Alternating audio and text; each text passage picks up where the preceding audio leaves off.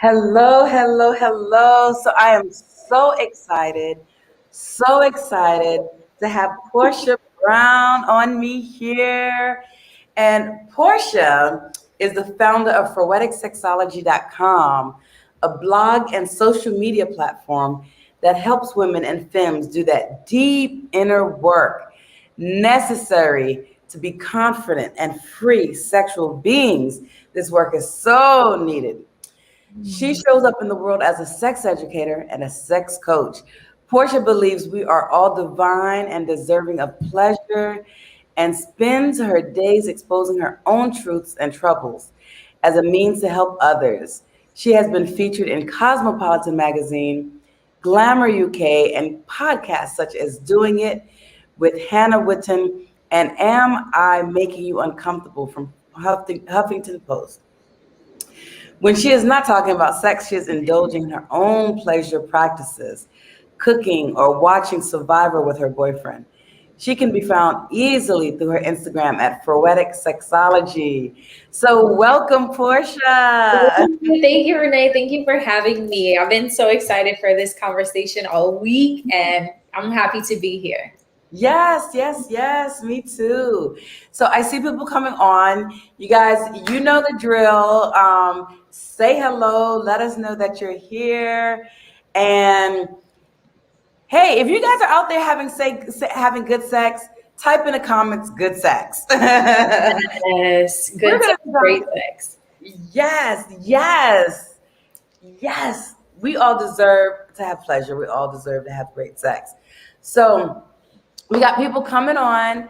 And I want, again, people say hello, hello, hello, hello. I want to ask you before we got to get into talking about what defines good sex. And I've been thinking about this too. Like I've been thinking about this like during this week when I've been doing different things. So I can't wait to get into it. But how did you start working in this field and with sex as a sex educator, as a sex coach? Like, you know, born saying I want to be a sex coach. So yes, well, thank you for asking. I love telling this story. So if you would have asked me even 5 years ago, would I be doing this? I would have been like, no way. I had a totally different plan for myself in my life. And I like to start with my origin story and sort of how I came into a deeper understanding of sexuality. I guess like my first or second sexual awakening, I was 11, 12. And my mother is amazing and she's brilliant.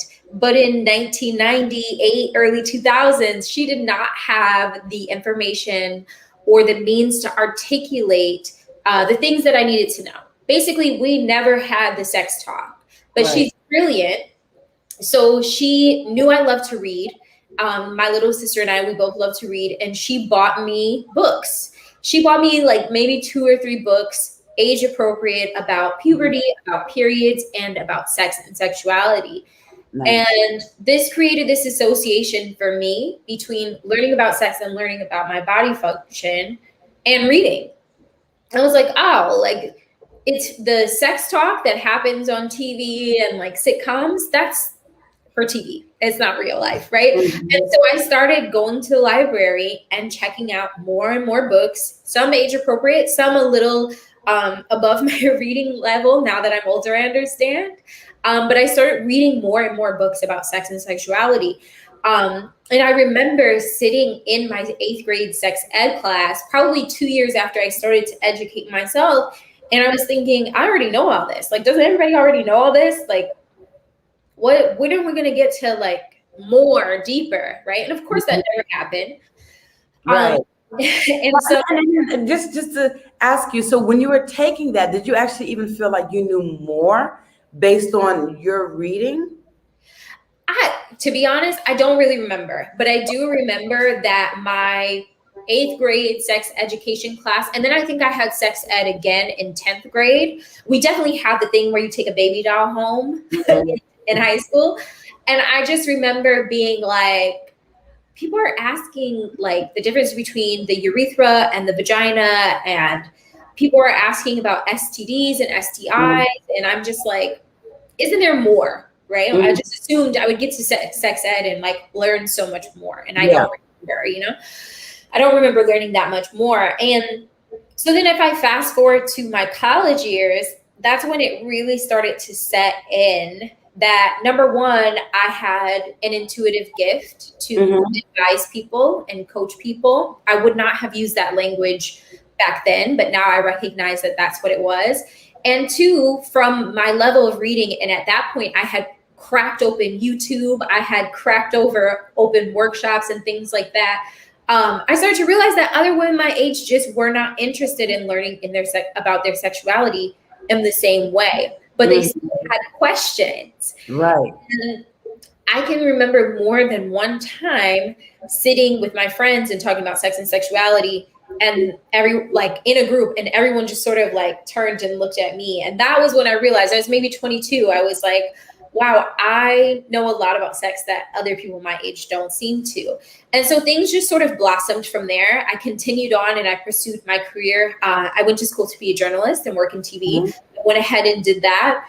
And when the time came for me to end that, I was trying to figure out where I was going, where I was going to pivot to, and what I was going to do next.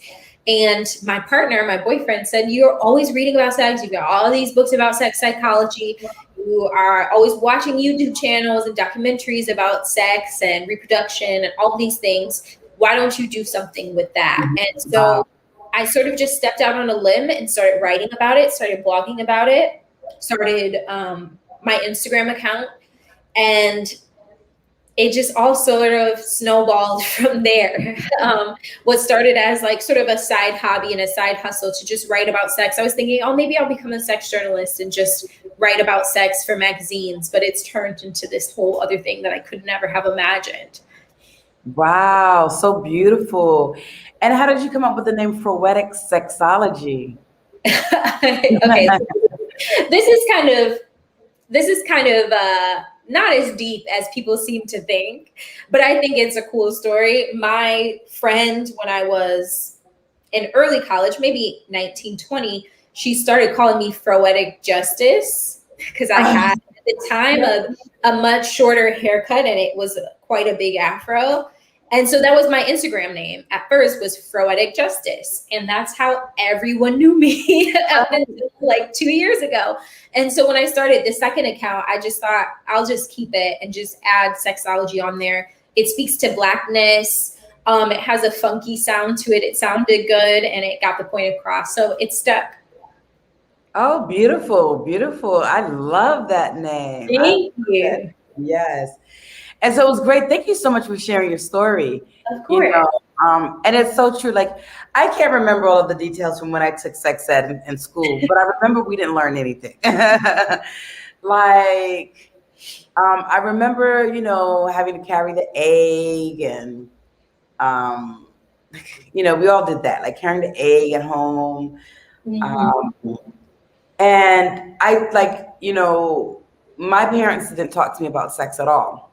And they didn't even give me a book to read. So, everything that I learned and we didn't have access to YouTube, when I was growing up, none of that stuff. And so it was just so hard to really learn about sexuality. And I had so many questions. Like you said, we all have so many questions. And I just never really had those outlets of who to talk to, And I think that this is so important work. Because even now we have more access, right? We have YouTube, we have all of this stuff, but there's a lot of misinformation out there too. There's a lot of great information, but there's also a lot of misinformation. And so, there's places that people need to come to be able to feel safe. They feel like they're open. They have someone that they can trust and that they can talk to, especially about sex, because sex is such a taboo. Still. And it's still such a taboo. It's a huge taboo. And that's why I do this live every Wednesdays, So, and I'm always having someone on here to talk about sex, talk about Tantra, whatever, to really just release that stigma, release that taboo. And it's good to have, people of color on here, because I get so many people that, they go and they're looking for these courses and they find white teachers and, nothing wrong with that. Like, everything is needed. But a lot of times people are like, but I can relate to them. They didn't look like me. They're, what they went through was different than what I went through, so it's important to have such a variety of people discussing this and in this field. Yes. Yeah. So hello, Linda, and hello, Facebook user. I had to go on my phone to see who was on Facebook, and it said Celestine because it's not showing the name. So some of you who are on Facebook, I think you have to do something like you have to go to StreamYard before leaving a comment to give your permission to see your name if you want us to be able to see your name. Without that, we won't be able to see your name and it'll just say Facebook user. So if you're fine with doing that, please do that. And hello, Jocelyn. Hello, Renee. Hi, guys, for coming up. If you're having good sex, type good sex. If you want to know about how to have good sex, ask away. Ask your questions, and we're here to answer as well. So, y'all know me, I love to be interactive. I love to be able to. We'd love to be able to answer the questions that you may have. That's my favorite thing to do, is answer people's questions like on the spot. So yes, bring it out. good. So tell me. So we're talking about what makes good sex. Phenomenal sex. Yes, I love that. Yes. So Jocelyn, what makes sex phenomenal to you? Since it's phenomenal. So I take it that because and I decided to come up with this name when I was on your page, and I kept seeing good sex, and I kept seeing you did like a couple of posts or reels, I think, or something like that on good sex. I was like, that'd be a good topic. You're talking about that lately. Yeah. So what have you found in your practice? What have people been coming to you? Like, you're a sex educator, you're a sex coach. So I take it, since you've been talking about that a lot, you've been working with people that have not had good sex. Yeah. So we're not having sex at all, really. Not at all. Mm-hmm. Yeah. I would say it's complicated because what makes good sex for you might be different from me. So there's no universal definition. However, there's some things that help everyone, regardless of what you're doing and who your partner is, what your sexual orientation is, what your gender is. And to me, if I had to pick one word that summarizes what makes good sex, it is communication. That's me. Yes. Mm-hmm. What do you think about that? Yeah. So you know what? I like that you said that. I like that you said it's individual, because you can't, a lot of times people come and they want this cookie cutter thing. Tell me what to do, this, and this. And it's not. And so like Jocelyn says, good sex for her starts with mental stimulation. And for me too, like that's, so I tell people all the time, I think I had a live and somebody was like, yes, sapio all the way. Like for me, I need intellectual stimulation, I need mental stimulation, and I need communication. Like communication is key. And I think, so it's important. Like we have to be able to communicate. Like we have to be able to talk about in the moment, what feels good, what you like, what you don't like. And we also have to be able to laugh. Like sometimes stuff happens. I remember somebody wrote a text up on Instagram, a post about, oh no, I did. And then somebody responded to it about having farting during sex, right? Like, I wrote about the embarrassing moments. And like those things happen. Like if you can laugh at it, then that sex is gonna be good. Like if you get all like strange, like, oh my God, I'm self-conscious, which is normal, that happens, then it also, prohibits you from being able to be free and open to have a great time. Yeah, the thing about, like, first of all, when we really think about it, sex is kind of weird, right? The act of actual sex is kind of weird. And lots of weird things come up. There are smells, body parts are going all over the place. There's fluids all over the place. If I can't feel safe to laugh in that environment, it's going to get awkward real fast. It's going to get awkward so quick. So we have to be able to feel safe enough to laugh and have a good time, even if some weird stuff happens. Like if we can't do that, what are we even doing this for, Right. So, and so, so that's the thing. Sorry. It's interesting you said that. It's been a while since I've heard someone say that. Like when you think about it, sex is weird. So I haven't, but it's like, yeah, it's interesting because, yeah, I've never thought of the word weird for sex. You're literally letting someone put a part of their body in your body, or you're putting a part of your body in their body. There's fluids and like you're doing all this stuff you wouldn't do in an ordinary setting. Like when you really think about it and take the emotion and everything out of it, sex is kind of weird, you know? You know? Right, yeah. And the thing is, like, so, and I like that, like, it takes the nervousness out of it, like the perfection. I'm a Virgo. Virgos are perfectionists, okay? And it is important to be able to be like, yeah, like it's never going to be perfect. It's never going to look like this beautiful kind of thing that you see on television. Well, it is beautiful, but like sometimes we have this idea when we see storybook romance that it has to be this certain way, and so I think that's a part of to be able to have the good sex is like not trying to compare or make your sex look like what you've seen, be it in the movies, on porn, or whatever.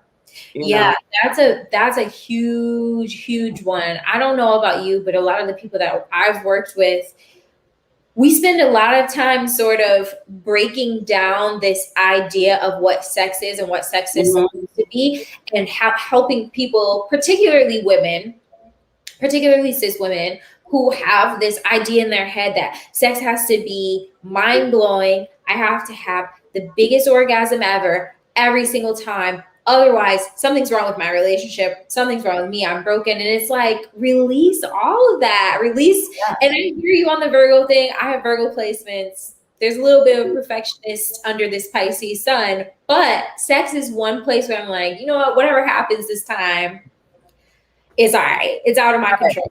Right. And so Renee says communication, connection, chemistry, and vulnerability are important for good sex. Yes, that is so true. And I like that Renee says vulnerability. It's funny saying Renee because my name is also Renee. So vulnerability, that is a big one. Yeah. How you allow yourself to become vulnerable, because so many people just become scared to truly allow themselves to surrender and let go. I feel like that goes back to the perfection thing.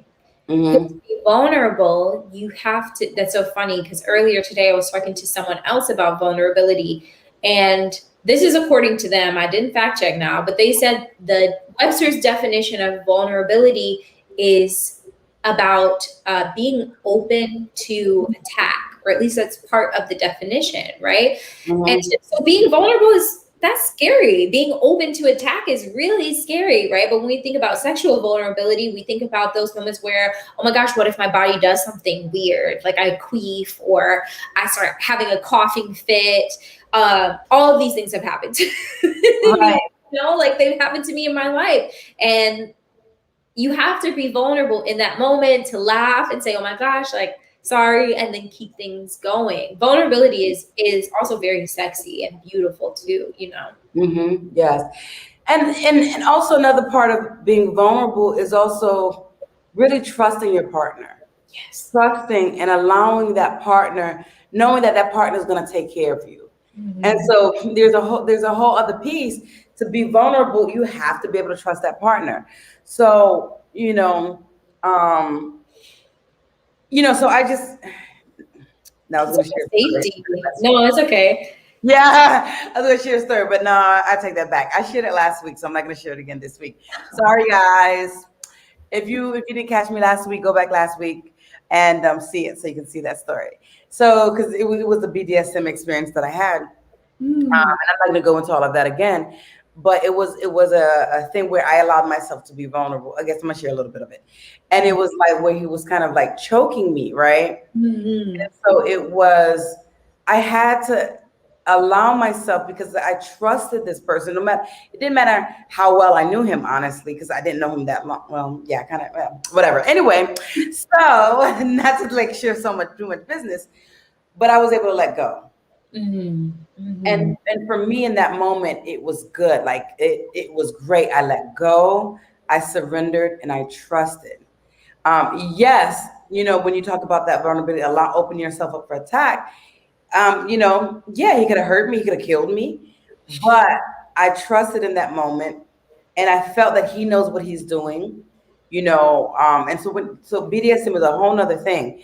If you're Renee's like LOL, if you're going into that, you have to be able to be sure that the person knows what they're doing, right? And so that's just a whole nother thing. But that's important. So I do want to bring up something. Well, let's see what else Renee said. Renee said you should have a gratitude mindset. Don't have sex for granted. Be thankful that you are able to have sex and enjoy the experience. I like that. I like I that. like that a lot. And having Renee, you're hitting so many points. I feel like having a gratitude mindset when it comes to sex means exactly what you said, being grateful for the experience and having a more pleasure centric experience versus a perfectionist experience, or like chasing an orgasm, which can be really, really counter, what is the word that I want to use? Like counteractive. Okay. Yeah, like contradictory. The more you focus on having an orgasm, a lot of times that actually makes it more difficult. But having an attitude of like, wow, I'm having this lovely, luscious, beautiful, juicy experience and I feel amazing. I'm so happy to be with this person. Staying in that's better than any orgasm you could ever force, right? And the orgasm will likely come out of that mindset. So yeah, that's beautiful. And the surrender is beautiful too, as Jocelyn is saying. Yes, surrender is beautiful. And and that's so true. So like with Tantra, those of you who may not know me, I'm a Tantric therapist. And so with Tantra, a lot of the goal in sex is not having goals. So the goal of sex is not having a goal, like not trying to have an orgasm, not trying to ejaculate, but like really being in that moment. And don't get me wrong when I say that that's no goal. That's not the goal. Because yes, it's good to have orgasm. We want you to have orgasm. But like not having your focus, that mindset, and ooh, this is where what has to happen. A lot of it is let's be in the moment, let's surrender, let's be present, let's feel, and let's connect. And let's laugh a lot, which is why I love Tantra. I love to laugh. Yeah. That's beautiful. And it's so funny that you say that, because to me, another essential element in good sex or phenomenal sex, as someone in the comments dubbed it, is the best Tantra teacher ever. I believe it. I believe it 100%. I believe it 100%. Is being present, right? It's being present. And a lot of people out there struggle to do that. Or at least I hear a lot of people and a lot of my clients saying, I can't get out of my head. I can't be present. I don't feel fully in my body. I don't feel embodied during sex. So yeah, all of that. Yeah. All right. So I'm glad that you said that. So everybody that's on here, I want us to do something real quick. So, you were talking about the important, like we're both talking about the importance of being present, being in the body, right?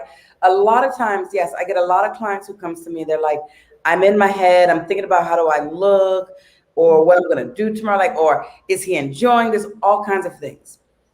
One of the most important things that I teach my students is breath. It's important to breathe, to be in your body, to be present. So I want us to take 5 deep breaths, okay? Everybody that's on here, sit up. Yes, Portia's already getting ready. Straighten your back. And I want you to do as I want you to tilt your chin just slightly. That way your spine is completely straight. And I want you to breathe in through your nose and through your mouth.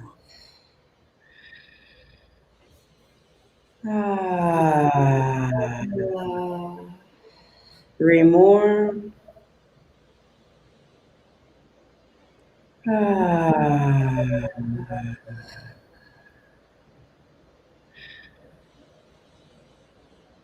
Ah. And one last one.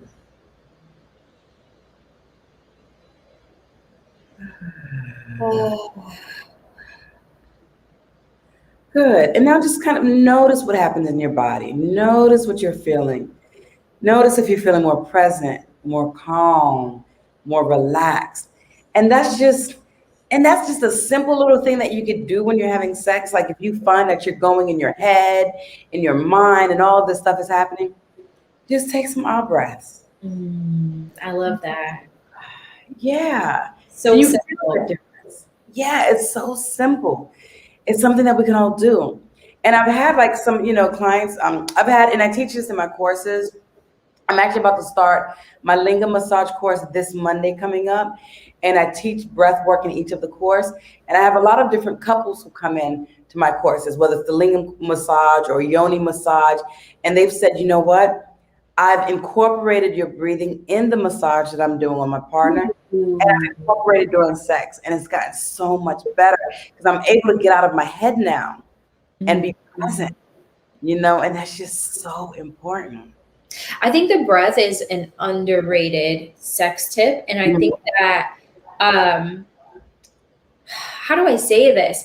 I think sometimes when it comes to sex, we kind of section things off and we have attached breath work to Tantra. When even if you are not practicing Tantra, that's something you can pluck out and use. We've attached certain sorts of negotiation to like BDSM, when in reality, that conversation that happens, for those who maybe aren't as familiar with BDSM, almost everything is discussed before anything happens, right? And we have an understanding of what we're going to do, what our limits are, what our yeses are, what our nos are, and what to do if we need to stop. We can do that in vanilla sex, right? We can pluck that out. These are, to me, those are underrated tips that sort of help us add up to phenomenal sex, and especially breathing. I don't know about you, but I used to, in my early 20s, when I first started having sex around 19, I used to be laying there like this, holding my breath, constricting my body inward and like holding all this tension, because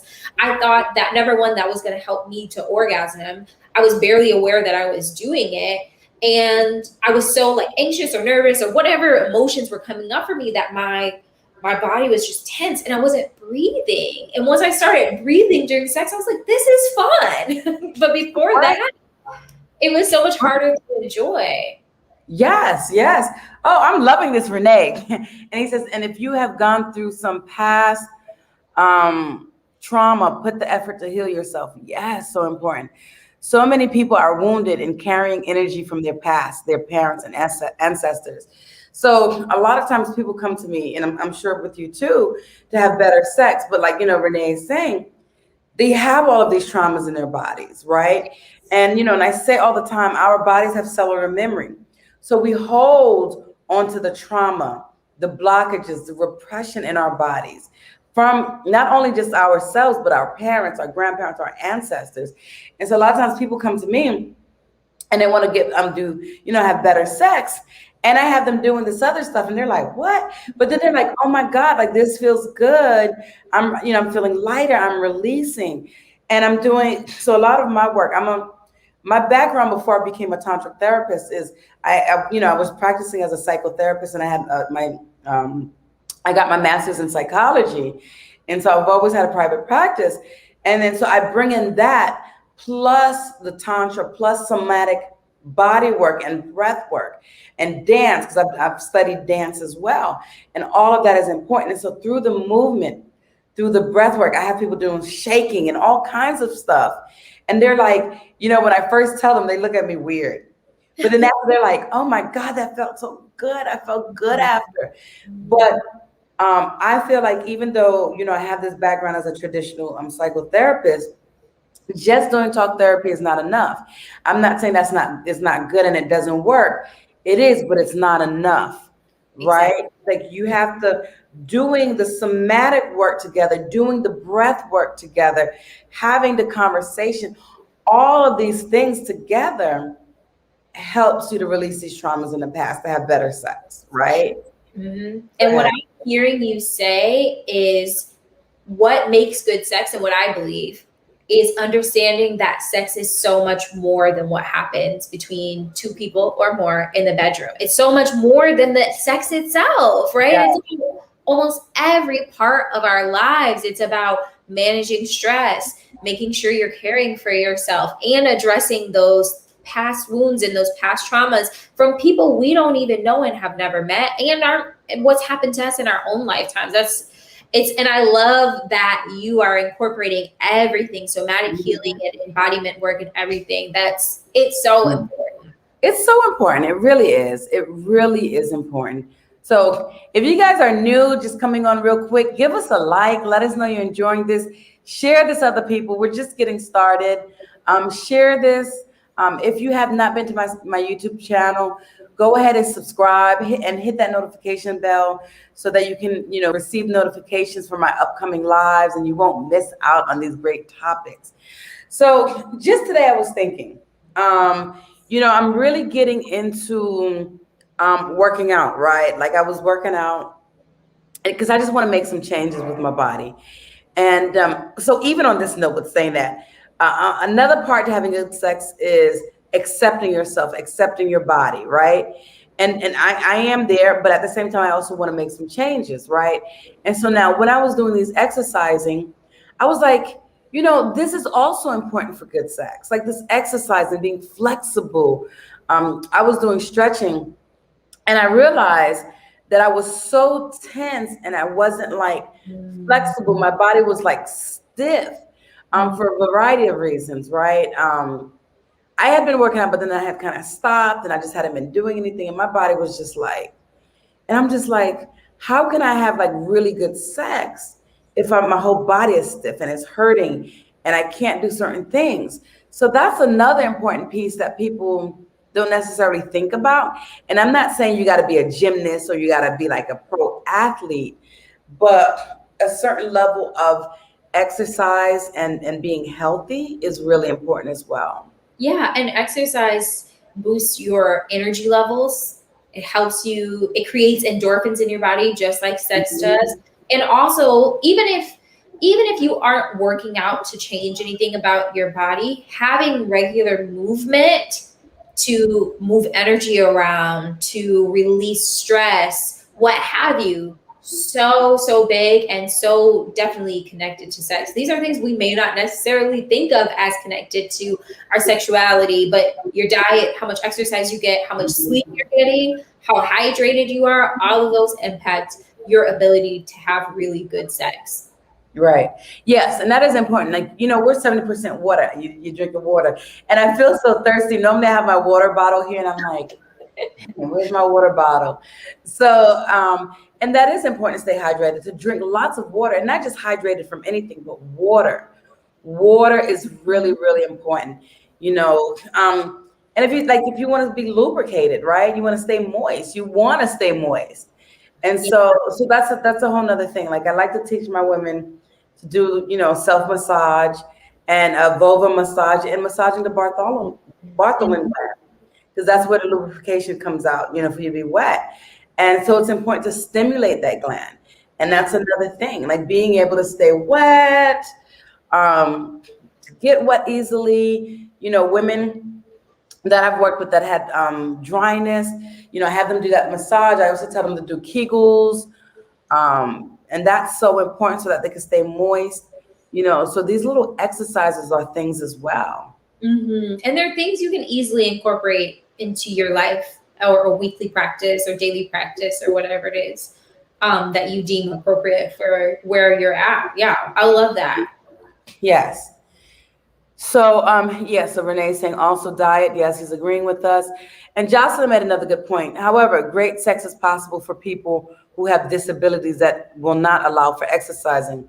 Of course. Yes. And so and I was saying too, like, it doesn't mean you have to be an athlete or whatever to have great sex. There are many different ways. And this is just one aspect, and I know it's like for my body, that's one of the things that I need to do because Portia was saying as well, it gives you energy. And yes, not everybody can exercise, not everybody, if you have a disability, But I also believe in what do you call it? Like it's like the law of attraction, right? When Mhm. you visualization, so when you visualize things and you visualize yourself being healthy and like having great sex, like I feel like that's going to happen. So, for example, I take singing lessons, and I was doing the singing lessons, and I was all like, "Oh my God, I sound horrible. This is like it's not going well." Like I had this block, right? And my teacher would be like, "Yeah, no, you're not getting it. You're not getting the tone." And in the class, like I felt myself getting hot and anxious, and I said to her, "I was like, oh my God, like it's just I'm just not doing well." And in that moment, she was like, "No, no, just just be patient." In that moment, I was like, wait a minute, I am a great singer. And I started saying in my mind, I sound really good. My voice is beautiful. I got this. And I took a deep breath and then I did it. And she was like, oh my God, you got it.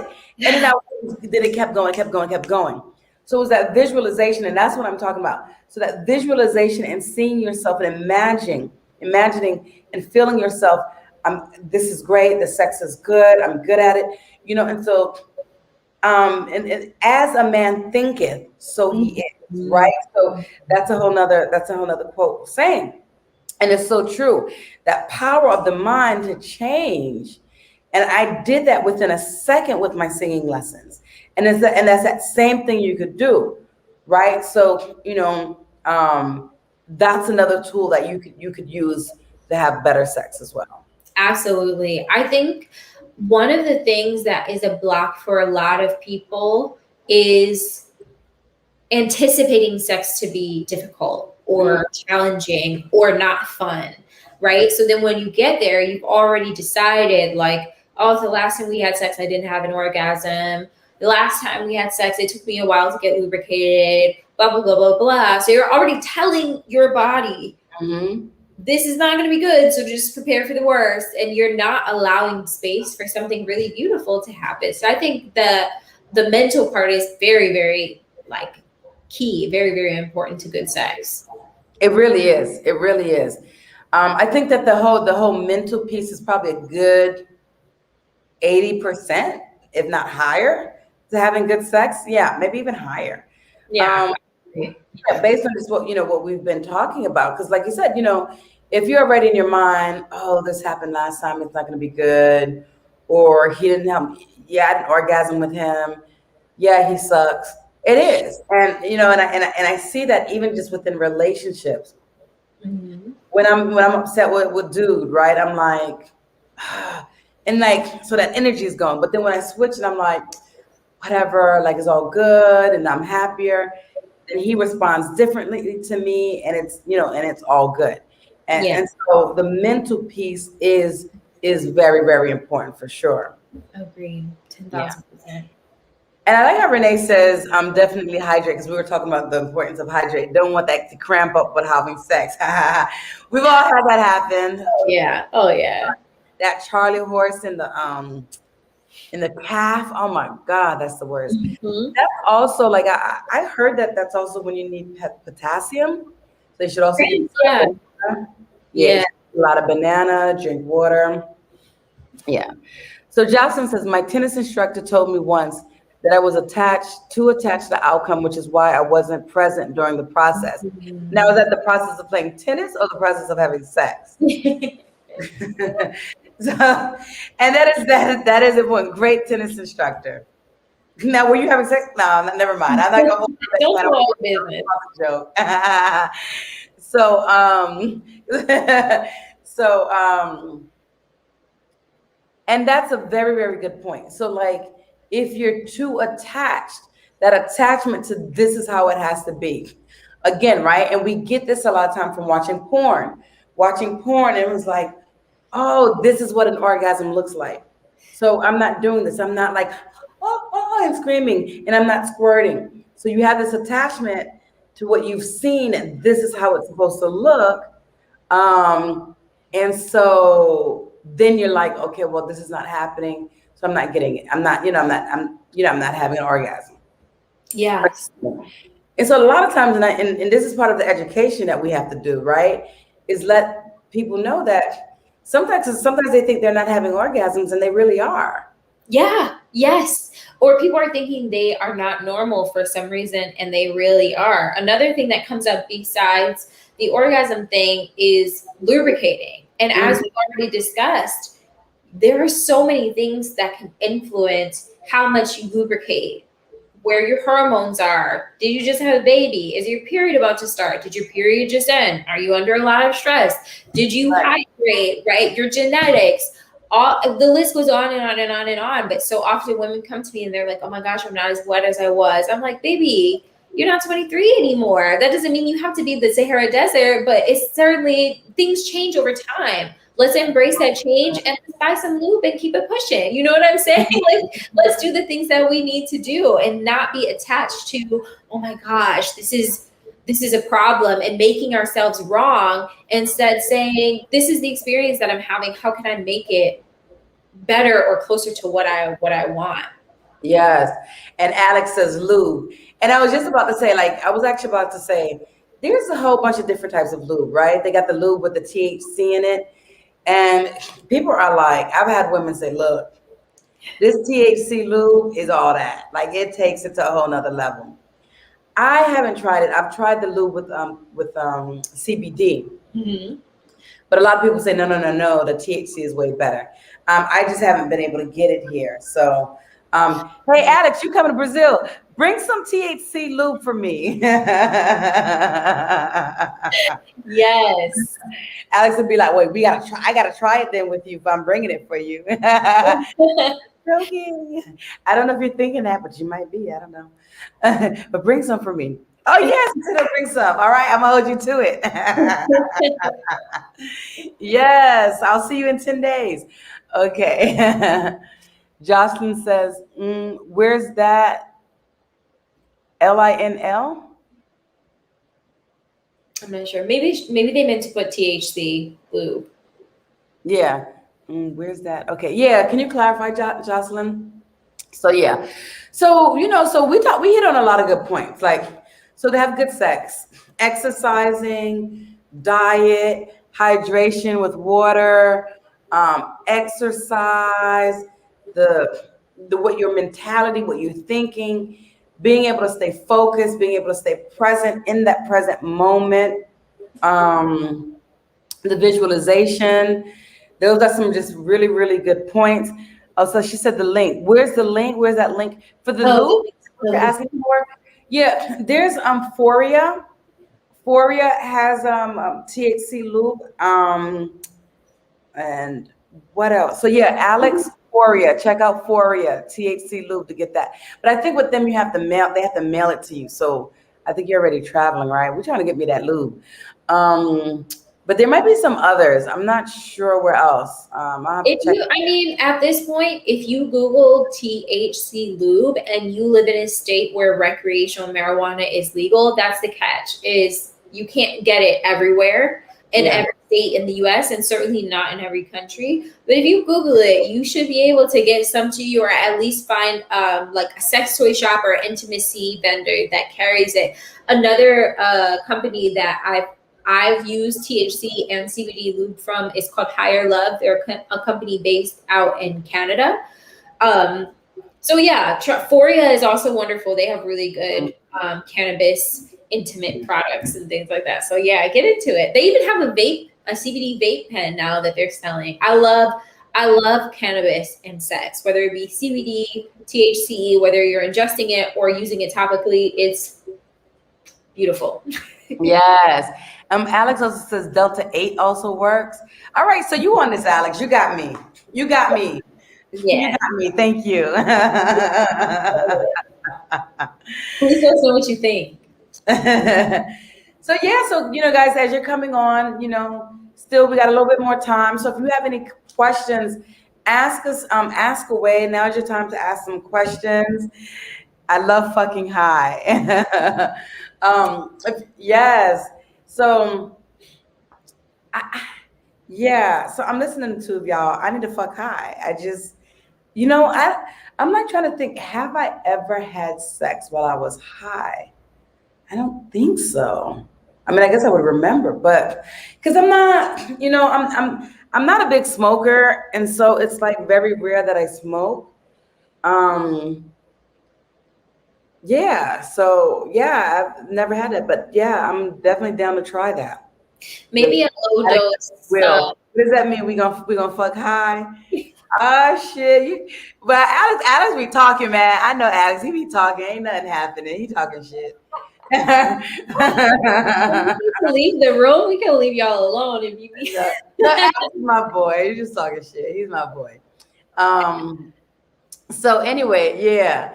So yeah. So that's some good things. So if anybody has any questions or any other comments about good sex, what else has there been anything else that you've learned that you've come up with that for you that helps say what makes sex good that we haven't talked about what makes sex good for me. Mm-hmm. For me, it is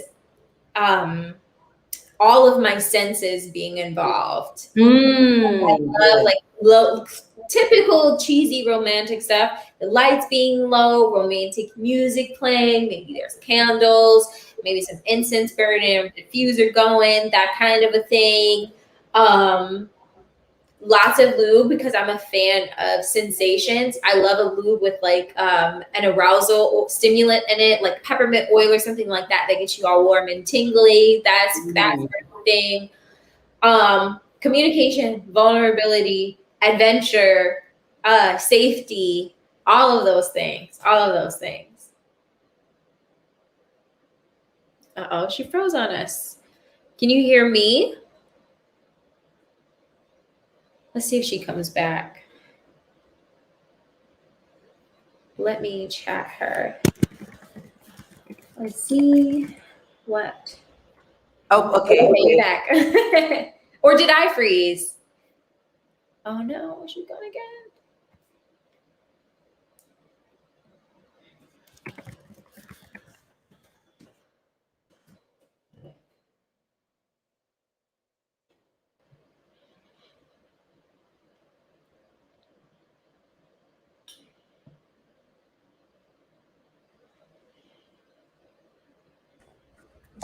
Yeah. Okay. Just some stuff. Okay. Yeah.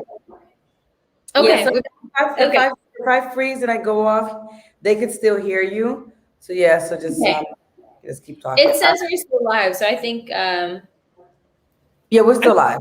Okay. But yeah, all of those things, feeling safe, feeling vulnerable, feeling adventurous, all those things add up to good sex for me. Yeah. And I like that you said, for me, this is what I'm feeling, right? And so the importance of that is each of us have to know what you like, right? So for me, it may be something completely different than for you. And so I think it's important for us to do the work to explore what we like, what feels good to us, and what doesn't feel good to us. And so on that note, like it's important for us to masturbate or self-explore. A lot of times women specifically don't want to. Most men are okay with it, right? They didn't grow up with the blockages that you can't masturbate. Whereas many women have, right? Like that's a bad thing. You're touching yourself. And so many women leave that power to the man to give them pleasure. And so, but how can you're putting so much pressure on your partner? Let me say partner, because it may not just be a man, it could be a woman the woman is with. So you put so much pressure when you're leaving it up to your partner to please you. Yeah. Right? Yes. You have to know what feels good to you. And the only way to know what feels good to you is to explore. It's to experiment. It's to do different things. Try different things when you're home alone. Yeah. Use your hands in different ways. Use different toys. Like, use like the sensory, like you were saying, it's so important. Like as you're getting aroused.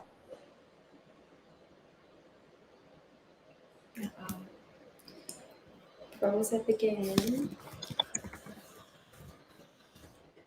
I don't know if you all can hear me or both of us, but on my end, Renee is froze up again. But I completely agree. I think that when you put so much pressure on, okay, hang on, she's coming back. Okay.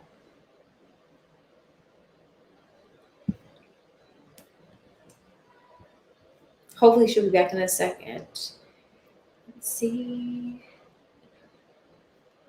But yeah, as I was saying, when you put so much pressure on a person to please you who doesn't know your body, it's like going to someone's house for the first time and asking them to make you a meal without ever knowing what you like to eat, how you like it prepared, if you have any allergies, what food you're averse to, right? Like if you don't give people any sort of detail and you haven't done the exploring with the food, aka your body, to know enough to say, actually, I'm allergic to shellfish. I don't want any shellfish. Or say, I don't like anybody touching my butt or touching my feet, or I don't really like oral sex, no spanking, no this or no that.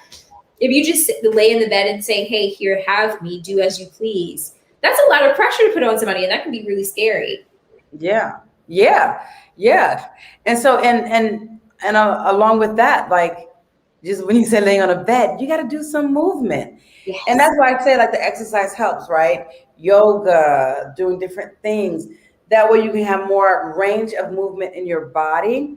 Mm-hmm. And, do some hip exercise like I'm doing now. Yeah. And as you're moving your hips and you're turning your hips, you actually start to feel a little more sensual, a little more sexual. Like, ooh, I'm feeling it right now. Alex, you better get your butt over here right now. Just joking. And so, so that's important. Like, do the movement and things like that. And just have more wider, like, range of movement. Mm-hmm. I love that. Yes, Renee says, gotta use some lube on YouTube Live. Doesn't freeze anymore. So funny. Renee's in Brazil as well. Awesome. So guys, this is so good. If you haven't liked this, like this. If you haven't shared it yet, share it. So Portia, tell us, do you have anything coming up? Do you have any workshops? Do you have anything you want to share? Sure. First of all, thank you again for having me. This was such a good convo. Right now, I am making room for 4 new clients. I only work with women and femmes. Unfortunately, I don't work with any cis men. But if you are someone looking for long-term support, if you are someone who wants to understand how mindfulness and ritual can help you find your power through pleasure, I'm your girl. Come and talk to me. You can visit my website at poeticsexology.com. The process is you go through, look at my website, determine if I'm a good fit for you. There's a client request form for you to fill out. And then once I receive that, we can set up a 60-minute free consultation call where we get to sort of interview each other and see if we want to work together. I only like to work with people that I really like and enjoy, because I really just hand myself over to you. If you determine you want to work with me for either between 3 and 6 months, you can text me anytime. You can email me. You have access to me at any point. You can email me on a Sunday afternoon and I'll respond, because I want to work with people that I really like and I want to answer their questions, right? So we have that 60-minute free consultation to determine if we're a good fit, and then we determine how long we want to work together based on your goals. So that is what I'm doing right now. I'm looking for people to work with me starting in November. So those seats are going to fill up fast because I'm only doing 4. And that's it for now. There'll be more stuff in the new year. I can't even believe I'm already thinking about 2022, but we're almost to the finish line of this year. So we'll stay tuned for whatever that looks like. Yes. So you can find Portia at poeticsexology.com or on IG at Sexology. That is awesome. Jocelyn says, great talks, ladies. Yes, thank you. Thank you, Jocelyn. Thank you for being on here. So I do have a lingam massage course coming up. Lingam is the Sanskrit word for penis and means pillar. So I'm going to be teaching how to do Tantric lingam massage starting this Monday. So I still have space. If you want to register, you can go ahead and register. It's online, so it's virtual. You will have access to all of the PowerPoint slides, the videos. It is 4 weeks. And then mid-October, I have the yoni massage class coming up. And yoni is the Sanskrit word for vulva. It means sacred portal, sacred space. So that comes up. And same thing. It's going to be 4 weeks. You get access to my videos, PowerPoint slides, and everything is in Google Classroom, so you can ask questions, whatever you may have. I also do individual sessions, one-on-one. I do therapy specifically to work with releasing traumas and blockages that's within the body. A lot of movement, a lot of shaking is some work, a lot of breath work. You can find me on Instagram at Prandhara Prem_Tantra, on Twitter or Facebook at Renee Adolphe, and on Patreon, I have a Patreon account. I give Tantra tips and techniques. So you can follow me there, Patreon, or join Patreon. And my website is www.prandharaprem.com. And you can find me on Clubhouse at Prandhara Tantra, although I haven't been on Clubhouse much lately. So I just want to thank you guys for coming on. Thank you, Jocelyn. Thank you, Renee. Alex, no, we are not both in Rio, so sorry, you can't have us both at the same time. But he's my boy. I just mess with him. So thank you so much. Is there anything else that you want to share that you might have forgotten, Portia? Nothing is coming up, but I'm excited for this lingam massage course. I'm about to get online and see all about that. So yeah, it's a great class. It's a really, really good course. You really learn some techniques just to take your sexual experience to a whole nother level, and it really does teach you how to connect with your partner. And it just gives you, sometimes you're like, what do I do? Like, you just do a blowjob, then you go to sex and you're like, I want more. Well, you can learn how to massage the entire body. You learn different movements on the hand, on the penis. So you get a lot of skills. Amazing. Excited for that. Well, thank you for having me. I've had so much fun chatting with y'all. Yes, I had a great time too. Thank you so much. And I love your smile, love your energy. So guys, follow her, hit her up. And I will see you guys next week. All right, bye. Bye.